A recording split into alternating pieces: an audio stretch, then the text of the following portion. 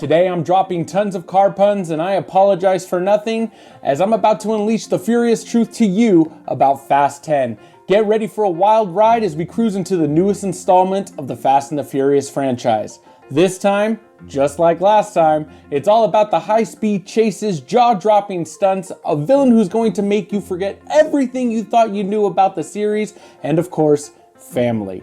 Buckle up, make sure you're insured by survival, and hold on tight because this review's about to hit the nitrous button. Yeah, I went there. Let's get into it.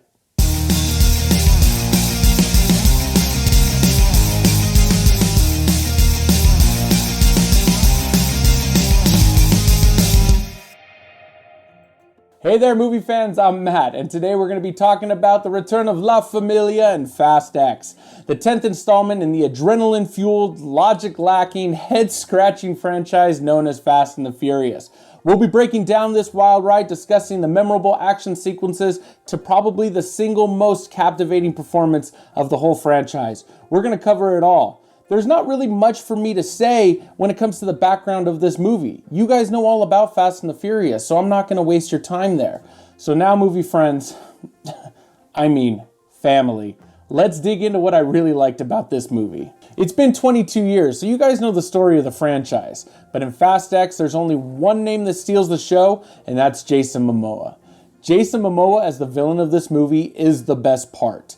He's got this energy, this charm, this undeniable, electrifying performance.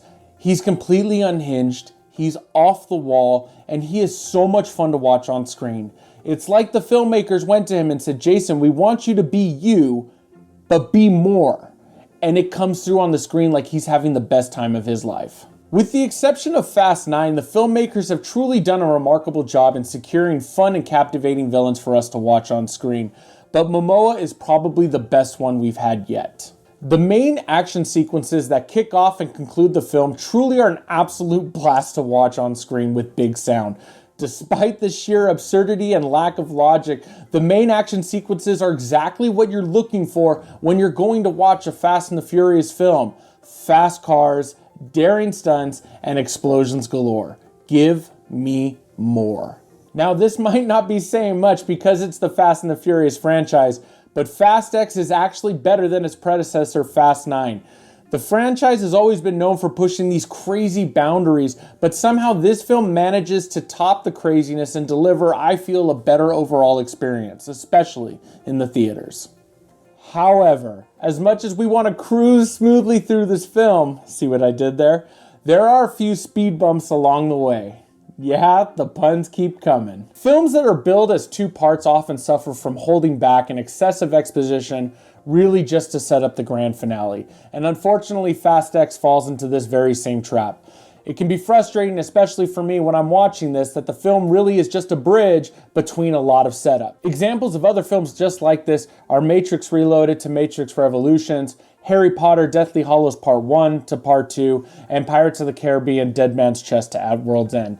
And the movie tries to cushion all of this by giving you these numerous action mini sequences, but ultimately you're gonna feel the drag. And I don't know about you guys, but I like finality in my films. I don't need to be left off of a cliffhanger like I don't know Fast 11 is coming. I know it's a minor gripe, but that's just something that really bugs me about a film like this. And unfortunately at this point, Fast X is starting to feel like a TV show that's gone on for far too long, and it's grasping at ideas to keep the franchise afloat.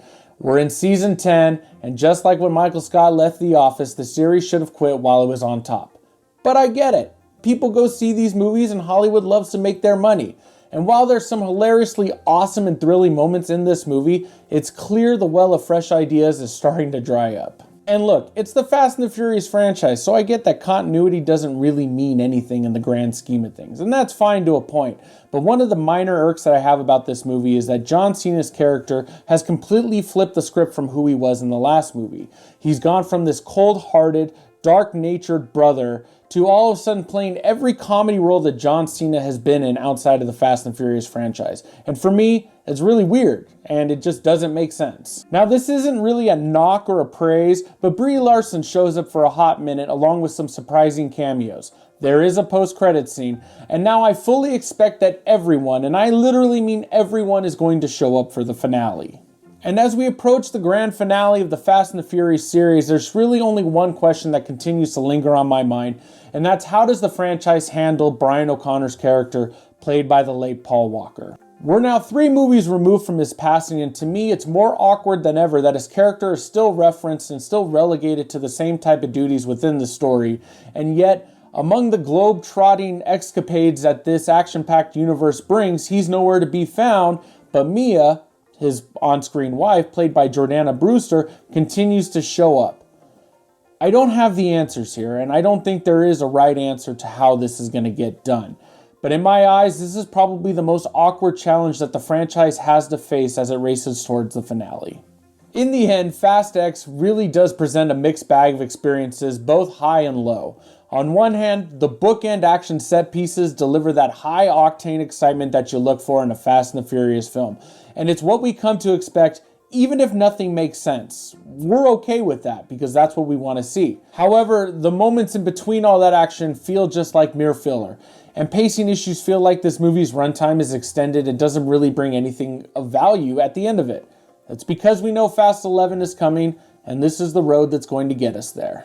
It's also worth noting that the film fully embraces its own absurdity, so expecting anything to make sense might lead to a little bit of disappointment. So, would I recommend Fast X to you? Well, if you're a diehard fan of the franchise or simply looking for a thrilling popcorn flick to enjoy this summer, I actually think it might be worth giving a watch. However, considering that there are more exciting and better films that are currently in theaters like Guardians of the Galaxy Volume 3 or John Wick 4, I would lean towards recommending those as better choices. But honestly, anyone that's watching this knows what these movies bring to the table. So I'd say, trust your gut, go out and have a great time at the theater. First off, I want to thank you for taking the time out of your day to come and check out my review of this film. But at the end of the day, as always, I'm just one voice. And personally, I want to know what you guys thought of it. Am I crazy? Did I miss something? Let me know in the comments below. I'm always open to having discussions about the movies we love and the ones we hate. Next week, it's Memorial Weekend, and I'll be checking out the new comedy, The Machine, starring Burt Kreischer and Mark Hamill. I'm actually really looking forward to this movie. Thanks again for watching, and I'll see you guys at the theaters next week. If you enjoyed this review and want to see more, please hit that like button and subscribe to my channel. Don't forget to click the notification bell so you don't miss any of the future videos.